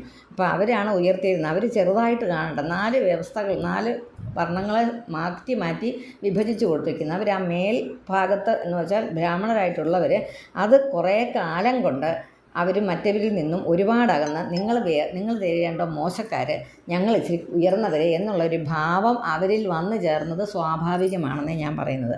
അപ്പോൾ അത് ക്ഷേത്രത്തിൽ അകത്ത് പോലും കയറാനായിട്ട് കുറേ നാളുകളെ ആയുള്ള എല്ലാവർക്കും അവകാശം കിട്ടിയിട്ട് കുറച്ച് നാൾ അത് കുറച്ച് പേരുടെ കുത്തകയായിട്ട് തന്നെ ഇരുന്നു. അത് ശൂദ്രന്മാരിൽ മുതിർന്നവരായ നമ്മളെപ്പോലെയുള്ള കൂടുതൽ ആയിട്ടുള്ള ഇച്ചിരി വിദ്യാഭ്യാസമൊക്കെ കിട്ടിയ ഒരു ഗ്രൂപ്പ് വിഭാഗത്തിന് അവിടെ അകത്ത് പ്രവേശിക്കാനുള്ള നേരത്തെ ഉണ്ടായിരുന്നു. അത് കഴിഞ്ഞ് പിന്നീട് വർഷങ്ങൾ കഴിഞ്ഞിട്ട് അത് എല്ലാവർക്കും ഹിന്ദു ധർമ്മത്തിൽ വിശ്വസിക്കുന്ന എല്ലാവർക്കുമായിട്ട് ക്ഷേത്രം തുറന്നു കൊടുക്കുന്നു. അപ്പോൾ ക്ഷേത്രത്തിലെ രീതി അങ്ങനെ. അപ്പോൾ അതുകൊണ്ട് പിന്നെ ഈ ജാതിധർമ്മങ്ങൾ അങ്ങനെയാണ് ഉണ്ടായത്. അപ്പോൾ അതുകൊണ്ട് ഈ ഭഗവാനെ ഭജിക്കുകയാണെങ്കിൽ അതിനെക്കുറിച്ചുള്ള ഒരു അറിവ് വേണമെങ്കിൽ എന്തെങ്കിലും ഇവർക്ക് ബോധം വേണമല്ലോ എന്ന് അന്നത്തെ കാലത്ത് ശൂദ്രനായ എഴുത്തച്ഛന് തോന്നി. എഴുത്തച്ഛ സമുദായത്തിൽപ്പെട്ടത് അദ്ദേഹം ശൂദ്ര ഇതായിരുന്നു. അപ്പോൾ അദ്ദേഹം എങ്ങനെയോ അറിവ് നേടി എവിടെയെങ്കിലും വടക്കേ ഇന്ത്യയിൽ എവിടെയോ പോയി കുറേ അറിവുകളൊക്കെ ഉണ്ടായി. അദ്ദേഹത്തിന് ജ്ഞാനങ്ങളൊക്കെ കിട്ടി. എവിടുന്നോ അങ്ങേർക്ക് വേദ സംസ്കാരമുണ്ടായി. അദ്ദേഹം അപ്പോൾ ഓർത്ത് ഇവരൊക്കെ ഒന്നുകൂടി ഉദ്ധരിക്കണം ഉണ്ടോ. ഞാനിപ്പോൾ പറഞ്ഞ കാര്യം ആ മഹാത്മാവായിട്ടുള്ള ആളിനെ ഉദ്ധരിക്കണം എന്നുള്ള വിചാരത്തിൽ അദ്ദേഹം ഈ കൃതികളൊക്കെ വ്യാസഭഗവാൻ രചിച്ചതും വാൽമീകി രചിച്ചതുമായിട്ടുള്ള അതൊക്കെ എഴുതി വന്നപ്പോൾ അദ്ദേഹത്തിന് നമ്മളെ പോലെയുള്ള അന്നത്തെ ഇപ്പോഴത്തെ നമ്മുടെ ഇതല്ല, വിദ്യാഭ്യാസ നിലവാരമൊക്കെ എല്ലാവർക്കും തുല്യമായ ഇതല്ല പറഞ്ഞത്. അതൊന്നും ഇല്ലാതിരുന്ന ആൾക്കാർക്ക് മനസ്സിലാകത്തക്ക രീതിയിൽ എഴുതിയെന്നാണ് പറയുന്നത്. അപ്പോൾ ആ മനസ്സിലാകത്തക്ക രീതിയിൽ എഴുതുമ്പം ആ ഒരു ഭാവമൊക്കെ ഭക്തിയൊക്കെ വരുന്നിടത്ത് ഭക്തി എന്നൊരു വാക്ക് വന്നാൽ എഴുത്തച്ഛൻ വാചാലനാകുന്നത് നമ്മൾ രാമായണത്തിൽ കണ്ടിട്ടുണ്ട്. ഭഗവാനെ വന്ദിച്ചു എന്നുള്ളൊരു വാക്ക് എവിടെയെങ്കിലും എഴുതേണ്ടി വന്നാൽ ആ വന്ദനം മുഴുവൻ അങ്ങ് എഴുതും, അങ്ങ് തകർത്ത് വിടും. നമസ്തേ എന്ന് പറഞ്ഞിട്ട് ഒരുപാട് സ്തുതികളങ്ങ് അനർഗളമായിട്ട് ഒഴുകി വരുന്നത് പോലെയാണ് രാമായണത്തിൽ നമ്മൾ എഴുത്തച്ഛൻ എഴുതിയിരിക്കുന്നത് കാണുന്നത്. അത് തന്നെ ഭാഗവതത്തിലും ആ കഥാക്കൾക്ക് ഇത്തിരി വ്യത്യാസപ്പെടുത്തിയാണ് എഴുതിയിരിക്കുന്നതെന്നേ ഉള്ളൂ. അപ്പോൾ ആ വ്യത്യാസപ്പെടുത്തിയത് എഴുത്തച്ഛൻ്റെ സ്വതന്ത്ര ഉദ്ദേശമാണ്. അതുകൊണ്ട് ഈ കഥ അങ്ങനെ ആകുന്നില്ല. മനസ്സിലായോ? അജാമിളൻ്റെ കഥ എഴുത്തച്ഛൻ എഴുതിയിരിക്കുന്നത് ഇത്തിരി വ്യത്യാസപ്പെടുത്തിയാണ്, അത്രയേ ഉള്ളൂ. അത് കുഴപ്പമാണെന്നോ ദോഷമാണെന്നോ നല്ലതാണെന്നോ ഒന്നുമുള്ള ഇവിടെ തർക്കമില്ല. അത് അദ്ദേഹം നമുക്ക് മനസ്സിലാകത്തക്ക രീതിയിൽ എഴുതി. ഇങ്ങനെ വിളിച്ചാൽ നിനക്ക് മോക്ഷപ്രാപ്തി ലഭിക്കും എന്നങ്ങ് പറഞ്ഞ് നിർത്തി അദ്ദേഹം. അത് പക്ഷേ ഭാഗവതത്തിൽ വ്യാസഭഗവാൻ എഴുതിയിരിക്കുന്നത് അങ്ങനെയേ അല്ല. അതായത് ഇയാളെ പിടിച്ചുകൊണ്ട് പോകാൻ നിങ്ങൾ വന്നത് എന്തിനാണ്? അയാൾ ഹരേ എന്ന് വിളിച്ചു, നാരായണ എന്ന് വിളിച്ചു, ആ നാമം കേട്ടാണ് ഞങ്ങൾ വന്നത്, ഞങ്ങൾക്ക് വരാതിരിക്കാൻ പറ്റത്തില്ല, അതാണ് ധർമ്മം. നാരായണ വിളിച്ചവർക്ക് കാലിൻ്റെ പാശം അവരുടെ കഴുത്തിലിടാൻ പാടില്ല. അതുകൊണ്ട് അയാൾക്ക് ഇനിയും ആയുസ്സുണ്ട്, അത് നീട്ടിക്കിട്ടട്ടെ. അദ്ദേഹം അങ്ങനെ പറഞ്ഞാണ് ഈ പാർഷദന്മാർ പോയത്. അപ്പോൾ അദ്ദേഹത്തിന് ആയുസ് നീട്ടിക്കിട്ടി എന്നാണ് ശരിക്കും ഭാഗവതത്തിൽ പറഞ്ഞിരിക്കുന്നത്. അതും എഴുത്തച്ഛൻ എഴുതി വന്നപ്പോൾ അത്രയും മനസ്സിലായാൽ മതി. ഇവർക്ക് അത്രയെങ്കിലും മനസ്സിലാകട്ടെ, അത് പഠിക്കട്ടെ, അവരത് അറിയട്ടെ, അതിൻ്റെ മാഹാത്മ്യം അറിയട്ടെ എന്നോർത്ത് അദ്ദേഹം അവിടെ കൊണ്ട് നിർത്തിയെന്നേ ഉള്ളൂ. അദ്ദേഹത്തിന് അറിയാൻ മേലാഞ്ഞിട്ടല്ല അങ്ങനെ എഴുതാഞ്ഞത്, അദ്ദേഹത്തിൻ്റെ കുഴപ്പവുമല്ല. അത് പ്രായേണ നമ്മളതങ്ങ് അംഗീകരിച്ചിട്ട് അതുകൊണ്ടാണ് ഈ ഭാഗവതങ്ങൾ രണ്ടും മൂലം എന്തിനാണ് വായിക്കുന്നതെന്ന് പറയുന്നതിൻ്റെ വ്യത്യാസം. നമ്മൾ പല പ്രാവശ്യം ഭാഗവതം വായിച്ച് പഠിച്ചു. കിളിപ്പാട്ടാണ് നമ്മൾ വായിച്ചു കൊണ്ടിരുന്നത്, ഫോളോ ചെയ്തുകൊണ്ടിരുന്നത്, പിന്തുടർന്നുകൊണ്ടിരുന്നതെല്ലാം അതിനെയാണ്. അപ്പോൾ അത് കഴിഞ്ഞിട്ട് നമുക്ക് എങ്ങനെയോ നമ്മൾ അതിൻ്റെ മുകളിലെ പടിയിലോട്ട് ചവിട്ടി എങ്ങനെയോ ആ ജ്ഞാനം നമുക്ക് അറിവ് കിട്ടി. ആ വേദ അറിവ് കിട്ടിയതുകൊണ്ട് അതറിഞ്ഞപ്പോൾ അതല്ലേ പിന്നെ ശരി അല്ലേ? ആ ഒരു കാര്യം അങ്ങനെയല്ല എന്നറിഞ്ഞു കഴിഞ്ഞു. ഒരു വാക്കിൻ്റെ ഉച്ചാരണം ഇന്നതാണെന്ന് ആദ്യം നമ്മളത് വായിക്കുന്ന ഉച്ചരിച്ച പോലെ അത് ഇംഗ്ലീഷ് വാക്കുകളാണെങ്കിൽ എളുപ്പമുണ്ട്. സ്പെല്ലിങ് പറഞ്ഞ് പല വാക്കുകൾക്കും സ്പെല്ലിങ്ങിന് തമ്മിലുള്ള വ്യത്യാസമില്ല അല്ലേ? നൈഫ് എന്ന് പറഞ്ഞാൽ KNIFE എന്നാണ് എല്ലാവർക്കും, നമുക്കൊക്കെ അറിയാം. അറിയാൻ മേലാത്തൊരു NIFE എന്ന് എഴുതിയാലേ കുറ്റം പറയാനില്ല. എന്തുകൊണ്ടാണ്? NIFE എന്നല്ലേ ഉച്ചരിക്കുന്നുള്ളൂ. പക്ഷേ KNIFE ആണ് ശരി. അപ്പോൾ നമ്മൾ പിന്നെ എഴുതുമ്പോൾ വീണ്ടും തെറ്റ് ആവർത്തിക്കാൻ നോക്കുമോ? ഇല്ല. നമ്മളങ്ങ് എഴുതും KNIFE, അല്ലെങ്കിൽ ഒരു അരമാർക്ക് നമ്മുടെ പോകും, അത് നമുക്കറിയാം. അതുകൊണ്ട് KNIFE എന്ന് എഴുതും. ആ സൈലൻ്റാണ് K അവിടെ എന്ന് പറഞ്ഞതുപോലെ ഇതുള്ളൂ. മറ്റേത് ശരിയാണെന്ന് വെച്ചാൽ പറയുമ്പോൾ ഉച്ചാരണത്തിനകത്ത് നൈഫ് എന്നുള്ളതിൻ്റെ ആവശ്യം അത്രയേ ഉള്ളൂ. NIFE എന്ന് എഴുതിയാൽ മതിയല്ലോ. അപ്പോൾ എന്തിനാണ് അങ്ങനെ Kയും കൂടെ വേണ്ടത്? അതാണ് ശരി. അപ്പം നമ്മൾ എന്ത് ചെയ്യും? ആ ശരിയിലോട്ട് പോകും. അപ്പോൾ നമുക്ക് അറിവ് വന്നു എന്ത് Kയും കൂടി ഉണ്ടെന്നുള്ളത്. എന്ന് പറഞ്ഞ പോലെ രാജാമളൻ്റെ കഥ ഇങ്ങനെയല്ലെന്ന് നമുക്ക് അറിവ് വന്നു എന്ന് നമ്മൾ ഈ ഭാഗവതം കേട്ടപ്പോൾ. പിന്നെ നമ്മൾ ആ തെറ്റിലോട്ട് നമ്മൾ വീണ്ടും പോകുമോ? തെറ്റായിട്ടുള്ള കാര്യം അതാണ് ശരിയെന്ന്. അതുകൊണ്ടാണ് മൂലം ഭാഗവതത്തിന് പ്രാധാന്യം, മൂലം വായിക്കണം എന്ന് പറയുന്നത്. വേറെ ഒന്നും കൊണ്ടല്ല, വേറെ ഒരു കാര്യവുമില്ല. അപ്പോൾ അത് പല പ്രാവശ്യം നമ്മൾ പല ക്ലാസ്സുകളിൽ പഠിച്ച് നമ്മൾ മുകളിൽ എത്തിക്കഴിഞ്ഞാൽ 10ാം ക്ലാസ്സിൽ പഠിക്കുന്ന ഒരാൾ 5ാം ക്ലാസ്സിൽ പഠിച്ച തെറ്റ് 10ാം ക്ലാസ്സിൽ പഠിക്കുന്ന ആളത് ആവർത്തിക്കുമോ? ഞാൻ അന്ന് അങ്ങനെയാണ് പഠിച്ചത്, അതുകൊണ്ട് അതേ രീതിയിൽ തന്നെ പോകണമെന്ന് പറയില്ല. അതിൻ്റെ ബേസ് അത് തന്നെ. പക്ഷേ അതിൻ്റെ മുകളിലോട്ട് പഠിക്കുമ്പോൾ കുറേ കൂടെ എക്സ്പാൻഡ് ചെയ്ത് പഠിക്കുമ്പോൾ നമുക്ക് കുറേ കൂടെ അറിവുകൾ ചുറ്റിൽ നിന്ന് വന്നു കഴിയുമ്പോൾ പിന്നെ നമ്മൾ ആ താഴത്തേത് വിട്ടു, എന്നിട്ട് മുകളിലത്തേതിലോട്ട് പോയി എന്നേ ഉള്ളൂ ഇവിടെ സംഭവിച്ചത്. ക്ലിയർ ആയെന്ന് വിചാരിക്കുന്നു കേട്ടോ.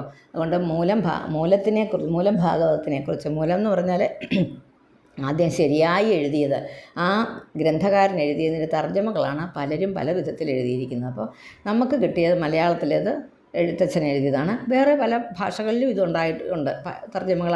തർജ്ജമ എന്ന് പറയാൻ പറ്റില്ല, സ്വതന്ത്ര കൃതിയാണ്. തർജ്ജമ എന്ന് പറഞ്ഞാൽ പദാനുപദം എഴുതുന്നതിനാണ് തർജ്ജമ എന്ന് പറഞ്ഞത്. ഇതങ്ങനെയല്ല. അതുകൊണ്ട് അങ്ങനെ. ഹരിയോം. ഒത്തിരി ആയില്ലേ? ഹരിയോം. അടുത്ത വായിക്കാമേ. ഇത്രയും മനസ്സിലാക്കണമെന്നുണ്ടായിരുന്നു എനിക്ക്. അതുകൊണ്ടാണ് എന്തിനാണ് ഇത് വായിക്കുന്നത്, മറ്റേതാണെങ്കിൽ മനസ്സിലാകുകയില്ലെന്ന് ചോദിക്കുന്നുണ്ട്. അതിനകത്തും വളരെ ബുദ്ധിമുട്ടാണ്. അത് വളരെ ശ്രദ്ധയോടെ കേട്ടിരുന്നാലേ മനസ്സിലാവുള്ളൂ. അജാമളൻ്റെ കഥയോ ഗജേന്ദ്രമോക്ഷമോ മനസ്സിലാകും, ചിലപ്പോൾ ഉണ്ണി സ്വയംവരവും മനസ്സിലാകും. അതിൻ്റെയൊക്കെ പറയുമ്പോൾ അല്ലാത്തതൊന്നും ആർക്കും മനസ്സിലാകുന്നില്ല. കാവിലുമൊക്കെ മലയാള പിന്നെ ഇതിനകത്ത് എഴുത്തച്ഛൻ, അതായത് നമ്മുടെ കിളിപ്പാട്ടിൽ എഴുതിക്കുന്ന വളരെ ശുഷ്കമായിട്ടാണ്, ഒന്നും അധികം തന്നെ പറയുന്നില്ല. അപ്പോൾ അതൊക്കെ കുറെ കൂടെ വിസ്തരിച്ച് പറയുന്നുണ്ട്. ഒരുപാട് അറിവുകൾ ഈ മൂലഗ്രന്ഥത്തിലുണ്ട്. അറിഞ്ഞിട്ട് എന്ത് വേണമെന്ന് ചോദിക്കുന്നവരോടല്ല, അറിയാൻ ആഗ്രഹമുള്ളവർക്ക് വേണ്ടിയിട്ട് പറഞ്ഞതേ ഉള്ളൂ. അതിനും വായി പൊളിച്ചിരിക്കരുത്. ഇങ്ങനെ ചോദിക്കുമ്പോൾ എന്തുകൊണ്ടാണ് മൂലം വായിക്കുന്നത്, അത് എന്നാ പറയുന്നതെന്ന് ചോദിക്കരുത്. അത് വളരെ പ്രാധാന്യമുണ്ട്. അതുകൊണ്ട് അത് സത്യമായിട്ടുള്ളത് അതാണ്.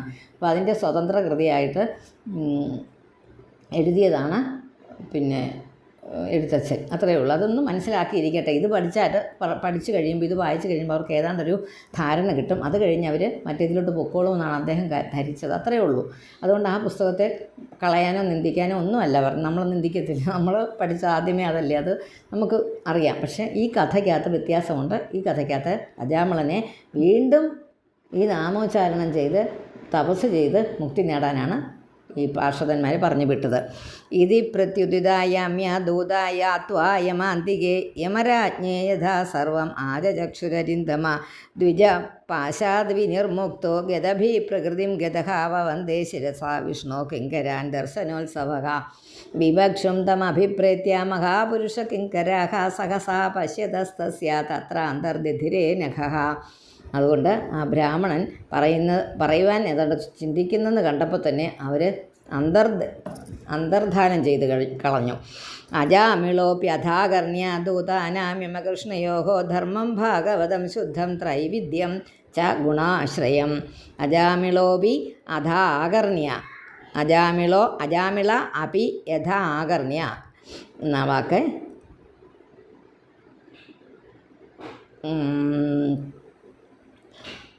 പിന്നെ ദൂതാനാം യമകൃഷ്ണയോ ധർമ്മം ഭാഗവതം ശുദ്ധം ത്രൈവിദ്യം ച ഗുണാശ്രയം.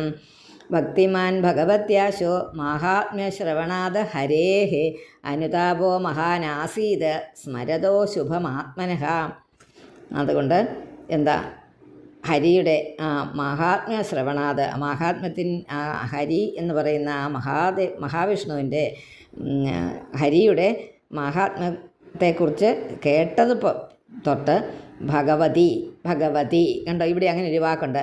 ഭക്തിമാൻ ഭഗവതി ആശു, ഭഗവത്യാശു എന്ന് പറഞ്ഞാൽ ഭഗവതി ആശു, ഭഗവതി എന്ന് പറഞ്ഞാൽ ഭഗവാനിൽ. ഇത് മണിച്ചേച്ചി നല്ല വ്യക്തമായിട്ട് എനിക്ക് പറഞ്ഞു തന്നിട്ടുള്ളതുകൊണ്ട് അത് നന്നായിട്ട് എനിക്കറിയാം ആ വാക്ക് അങ്ങനെ വരുന്നത്.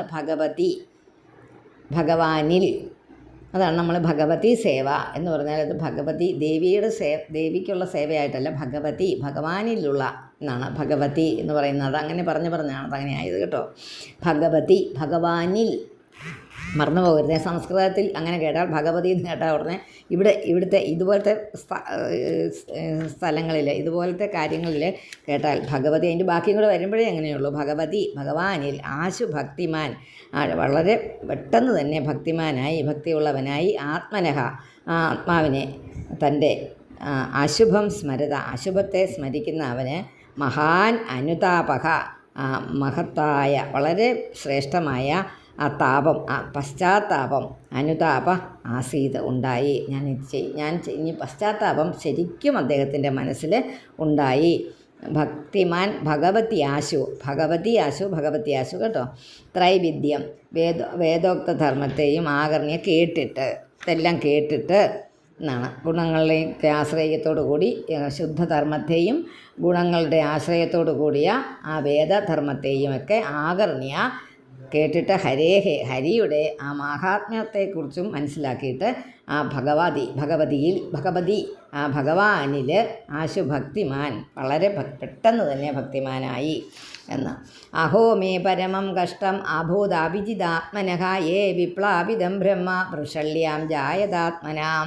ആ പശ്ചാത്താപത്തിൻ്റെ രൂപത്തെ 4 പദ്യം കൊണ്ട് കാണിക്കുന്നു ഇന്നത്തെ കേട്ടോ. അഹോ മേ പരമം കഷ്ടം എന്നാക്കുക, പിന്നെ ആ മാ വെട്ടിയിട്ട് അഭൂതാഭിജിതാത്മനഃ, അഭിജിതാത്മനഃ ആത്മാവിനെ ജയിക്കാത്തവനായ, ആത്മാവിനെ മനസ്സിലാക്കാത്തവനായ എനിക്ക് പരമം കഷ്ടം, അത്യന്തം കഷ്ടം, ഉണ്ടായി. വൃഷള്യാം ശൂദ്രസ്ത്രീയിൽ ജായത ഏന ആത്മന, ജനിച്ചവനായ യാതൊരു എന്നാൽ ബ്രാഹ്മണ ജാതി വിപ്ലവം നശിക്കപ്പെട്ടു എന്ന് ആ ബ്രാഹ്മണൻ അങ്ങനെ ചിന്തിക്കുക. ആ ഭഗവാന്റെ ദൂതന്മാർ പറഞ്ഞതായ ആ ഭഗവാന്റെ നാമസങ്കീർത്തനത്തിന് ചേരുന്ന തരത്തിലുള്ള പരിശുദ്ധമായ ധർമ്മത്തെയും, അതുപോലെ തന്നെ യമദൂതന്മാർ പറഞ്ഞ 3 ഗുണസംബന്ധമായ ത്തോടുകൂടിയ പ്രായശ്ചിത്തം, ആ വേദോക്ത ധർമ്മത്തെയും വളരെ നന്നായിട്ട് കേട്ട് മനസ്സിലാക്കിയ അജാമിളൻ ഭഗവാനിൽ പെട്ടെന്ന് തന്നെ ഭക്തി ഉണ്ടായി. തൻ്റെ ആ അമംഗളമായ ശ്രേഷ്ഠമല്ലാത്തതായ ആ കർമ്മത്തെക്കുറിച്ച് വളരെയധികം പരിതപിച്ചു എന്ന് പറഞ്ഞാൽ പശ്ചാത്തപിച്ചു എന്ന് പറഞ്ഞാൽ മതിയില്ലേ. ആ പശ്ചാത്തലത്തിൻ്റെ സ്വരൂപം ഇനി എങ്ങനെയാണെന്ന് പറയുക. ദിങ്മാം വിഗർഹിതം സദ്ഭിർ നിർത്തുക. ദുഷ്കൃതം കുലഗത് ഹിത്വാ ബാലാം സതീം യോഹം സുരാപാം അസതീം അഗാം. സുരാപാം ഒരു വാക്ക്, അസതീം അഗാം മദ്യം പാനം ചെയ്യുന്ന അസതീം കുലടയെ. അന്നും ഉണ്ടായിരുന്നു കേട്ടോ ഈ മദ്യം പാനം ചെയ്യുന്ന സ്ത്രീകൾ. അഗതിയും അസതീം, അസത്തായ, അസത്ത് എന്ന് പറഞ്ഞാൽ ചീത്തയായ, അസത്തല്ലാത്ത അസതീം, അതായത് ചീത്ത സ്ത്രീകളെ പറയുന്നതായിരുന്നു അസത്തെന്ന്. അതുകൊണ്ട് നമ്മളൊക്കെ വീട്ടിൽ അസത്ത് എന്നുള്ള വാക്ക് പറഞ്ഞ് ദേഷ്യപ്പെടും. എന്നെ ഒക്കെ അറിവുണ്ടോയെന്ന് എനിക്കറിയില്ല. അസത്ത് അസത്ത് അസത്തെ എന്ന് വിളിക്കുക, അങ്ങനെ ഒരു വിളി ഉണ്ടായിരുന്നു പണ്ടത്തെ ആൾക്കാർക്ക്. പക്ഷേ അത് എനിക്കത് അറിഞ്ഞുകൂടാ. അമ്മയൊക്കെ ഇങ്ങനെ പറഞ്ഞ് നമ്മളെയൊക്കെ ദേഷ്യപ്പെടുമ്പോൾ പറഞ്ഞിട്ടുണ്ട്. പക്ഷെ നമ്മൾ നമ്മുടെ മക്കളെ പറയുമ്പോൾ അമ്മ കൊച്ചിനെ അങ്ങനെ പറയുന്നു, അത്ര തെറ്റാ, അങ്ങനെ പറയാൻ പാടില്ല. ഞാൻ പറഞ്ഞു അമ്മയൊക്കെ പറഞ്ഞിട്ടില്ല. ദേഷ്യം വരുമ്പോൾ ഞങ്ങൾ കൊച്ചിലെ പറയുന്നത് നിങ്ങളങ്ങനെ പറയണ്ട എന്ന് പറയും. അപ്പോൾ അതിൻ്റെ അർത്ഥം പിന്നീടാണ് മനസ്സിലായത്, അസത്ത് എന്നുള്ള അർത്ഥം. സ്ത്രീകളെ ഒട്ടും തന്നെ വിളിക്കാൻ പാടില്ലാത്തതാണ്. ഈ വാക്കാണ് അതിൻ്റെ ഉദ്ദേശം. ആ സത്തല്ലാത്തത്, സദ്ഗുണം ഇല്ലാത്തതെന്നുള്ള അർത്ഥം. ഒരു സ്ത്രീയിൽ നിന്ന് സദ്ഗുണം എന്ന് ഉദ്ദേശിക്കുന്നത് ഈ ഒരു സ്വഭാവം. അങ്ങനെ കുലടയായെന്ന് പറഞ്ഞപ്പോൾ നിങ്ങൾക്ക് മനസ്സിലായല്ലോ, വേശ്യാ സ്ത്രീ എന്നുള്ള അർത്ഥത്തിലാണ് മനസ്സിലായത്. പല പുരുഷന്മാരെ സ്വീകരിക്കുന്നവളെന്നുള്ള അർത്ഥത്തിൽ. അപ്പോൾ ആസത്തുന്ന സ്ത്രീ പെൺകുട്ടികളെ ഒരിക്കലും വിളിക്കാൻ പാടില്ല.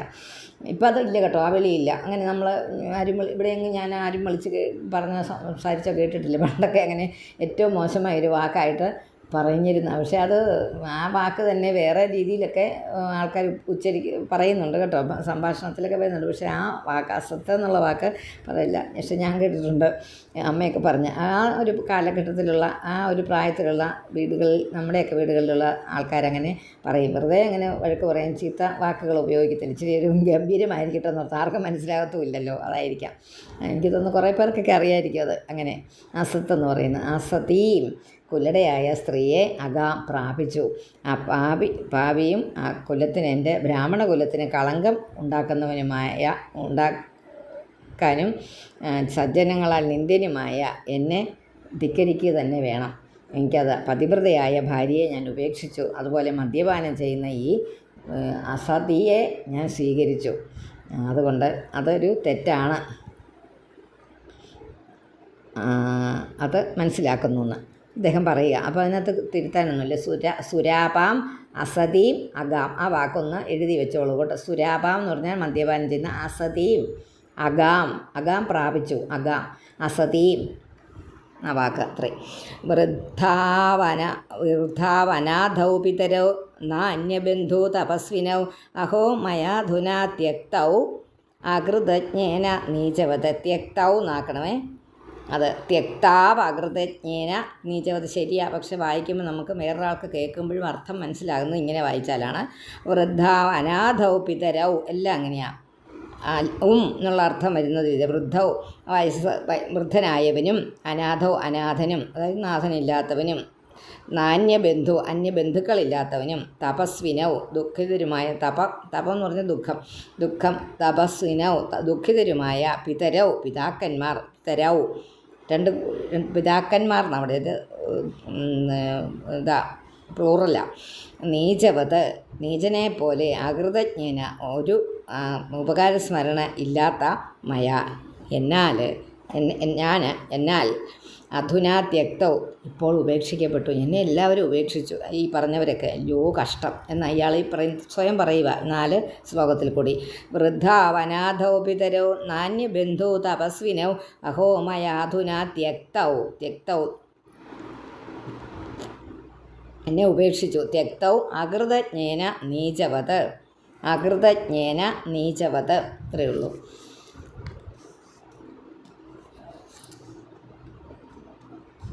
ഞാനല്ലാതെ ആരും തുണയില്ലാത്തവരായ എൻ്റെ പിതാവിനെയും ബന്ധുക്കളെയും വൃദ്ധരായ മാതാപിതാക്കളെയും ഒക്കെ ഞാൻ ഉപേക്ഷിച്ചുവല്ലോ.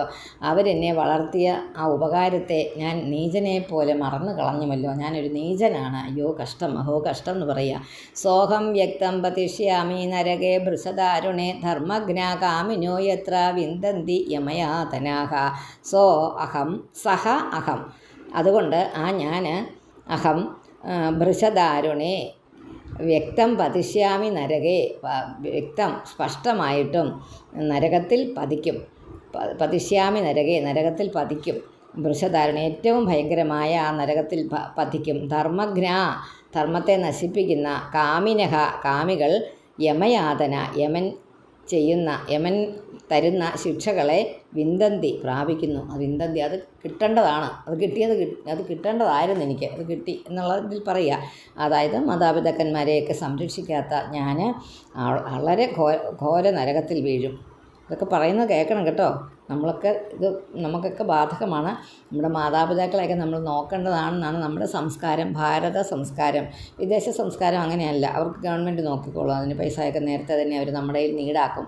നമ്മൾ ജോലി ചെയ്തുകൊണ്ടിരിക്കുമ്പോഴേ നമ്മുടെ കയ്യിൽ നീടാക്കിയിട്ട് ഗവൺമെൻറ് നമുക്ക് സഹായമൊക്കെ ചെയ്തു തരും നമ്മളെ വാർദ്ധക്യത്തിൽ. പക്ഷെ നമ്മുടെ ഭാരത സംസ്കാരം, ഭാരതീയ സംസ്കാരം ഉടനീളം, കേരളത്തിൽ മാത്രമല്ല ഉടനീളം ഭാരതത്തിൽ പ്രായമായവരെ നമ്മൾ മക്കളായിട്ടുള്ളവർ സംരക്ഷിക്കേണ്ടവരാണ്. ഇപ്പോഴും നമ്മളെ മക്കളല്ല, നമ്മളൊക്കെ ആ രീതിയിൽ ചെന്നു.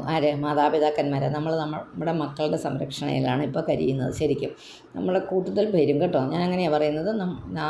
എൻ്റെ കാര്യം വെച്ച് പറയുമ്പോൾ എൻ്റെ പ്രായത്തിൻ്റെ വട്ടത്തിലുള്ള പ്രായക്കാരാണ് മിക്കവരും. അപ്പം നമ്മൾ മിക്കവരും മക്കളുടെ സംരക്ഷണ ഏത് തരത്തിലെങ്കിലും ശാരീരികമായോ സാമ്പത്തികമായോ ഒക്കെ മക്കളുടെ സംരക്ഷണയിൽ കഴിയുന്നവർ. അപ്പം നമുക്ക് ആ ഒരു പിന്തുടർച്ച തുടർന്ന് കൊണ്ടുപോകണം. നമ്മൾ ചെയ്തത് കണ്ടാണ് നമ്മുടെ മക്കൾ വളർന്നത്. ഈശ്വരനെ മുൻനിർത്തി നമ്മൾ നമ്മുടെ മാതാപിതാക്കളെ സംരക്ഷിച്ചിട്ടുണ്ട് എങ്കിൽ തീർച്ചയായിട്ടും നമ്മുടെ മക്കൾ നമ്മളെ ഉപേക്ഷിക്കില്ല. അല്ല അവർ കണ്ടു വളർന്നത് അല്ലെങ്കിൽ നമ്മുടെ മാതാപിതാക്കളെ നോക്കിയിട്ടില്ലെങ്കിൽ നമുക്ക് വരുമ്പോൾ നമ്മൾ സങ്കടപ്പെടേണ്ട കാര്യമൊന്നുമില്ല. നമ്മൾ അങ്ങോട്ടൊന്നും ചെയ്തിട്ടില്ലല്ലോ അച്ഛനെയും അമ്മയ്ക്കും നോക്കാൻ. അപ്പോൾ പിന്നെ നമ്മളെ നോക്കിയില്ലെങ്കിൽ നമ്മൾ ദുഃഖിക്കുന്നത്. അതുകൊണ്ട് നമ്മുടെ കൂടെ അങ്ങനെയുള്ള ഒരു പ്രവണത ആയിട്ട് നമ്മൾക്ക് അറിഞ്ഞുകൂടാ. എല്ലാവരും അങ്ങനെയുള്ളവരാണ് നമ്മുടെ നോട്ടത്തിലല്ലേ. വളരെ വളരെ വളരെ ബുദ്ധിമുട്ടി ഒരുപാട് കഷ്ടപ്പെട്ട് നമ്മുടെ യൗവനകാലത്ത് ഒരുപാട്, എനിക്കൊന്ന് ചെറുതൊന്നുമല്ല, ഒരുപാട് കഷ്ടപ്പെട്ട ആൾക്കാരെ എനിക്കറിയാവുന്നവർ നമ്മുടെ ഈ ഗ്രൂപ്പിലുണ്ട്. അമ്മയ്ക്കും അച്ഛനും വേണ്ടിയിട്ട് വളരെയധികം ബുദ്ധിമുട്ടിയ മക്കൾ. അപ്പോൾ അവർക്ക് തീർച്ചയായിട്ടും നമ്മൾ വളർത്തിയ നമ്മുടെ മക്കൾ നമ്മളെ നോക്കും, അങ്ങനെയുള്ളവർ. കാരണം അവർ കണ്ടിരിക്കുന്നത് അങ്ങനെയാണ്. എൻ്റെ അമ്മ മുത്തശ്ശനെ നോക്കുന്നത് ഞാൻ കണ്ടാണ് വളർന്നത്. അപ്പോൾ എൻ്റെ അച്ഛനെയും അമ്മയെ നോക്കേണ്ട ചുമതല എനിക്കാണെന്നുള്ളത്. അപ്പോൾ ഇതൊരു വലിയ പാഠമാണ് കേട്ടോ. അജാമിളോപാഖ്യാനം ഇത്രയും വിസ്തരിച്ച് ഞാൻ പറയുന്നത് അതുകൊണ്ട് മാത്രമാണ്. കിമിതം സ്വപ്ന ആഹോസ്വിത് സാക്ഷാദൃഷ്ടമിഹ അദ്ഭുതം സാക്ഷാദൃഷ്ടം ഇഹ അദ്ഭുതം സാക്ഷാദൃഷ്ടം അത് വന്ന് സാക്ഷാത് ദൃഷ്ടം ഇഹ അദ്ഭുതം ക്വ യാതാ അദ്യ തേ യേ മാം വ്യകർഷൻ പാശപാണയ. കിമിതം സ്വപ്ന ആഹോസ്വിത് സാക്ഷാത് ദൃഷ്ടമിഹ അദ്ഭുതം ക്വ യാതാ അദ്യ തേ യേ മാം വ്യകർഷൻ പാശപാണയ. ഇത് സ്വപ്നത്തിൽ കാണപ്പെട്ടതാണോ, ആഹോസ്വിത അല്ലെങ്കിൽ സത്യമായിട്ടും പ്രത്യക്ഷമായിട്ട് തന്നെ ദൃഷ്ടമായതാണോ, കാണപ്പെട്ടത് ആശ്ചര്യമാണോ?